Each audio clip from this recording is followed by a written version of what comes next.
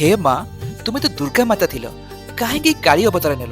अरे पुओ रक्तबीज नामक एक दानव थिला। स्वर्ग मर्त्य पाताल सबुड़ी तार आतंक खेलाई रखिला। तार मरण असंभव थिला कारण ता देहरु जेते थर रक्त बुंदा झरुतिला सेते थर नुआ नुआ रक्तबीज जन्म नेउथिला। सतरे माँ ताले तुम्हें रक्त बीज केमिति हराइल?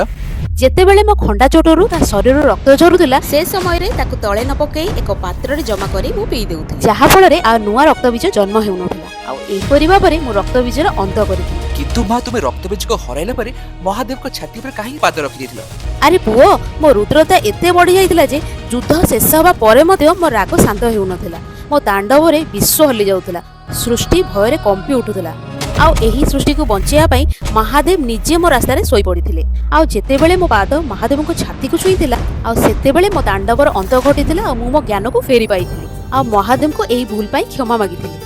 हे मो प्रिय काली माँ तुम्हें जगत रक्षा करने जो रुद्र रूप नहीं से रुद्रता को मु प्रणाम करुछि। अरे पुओ सदा धर्म रे रुह, मु सबुबेले तमर रक्षा करी।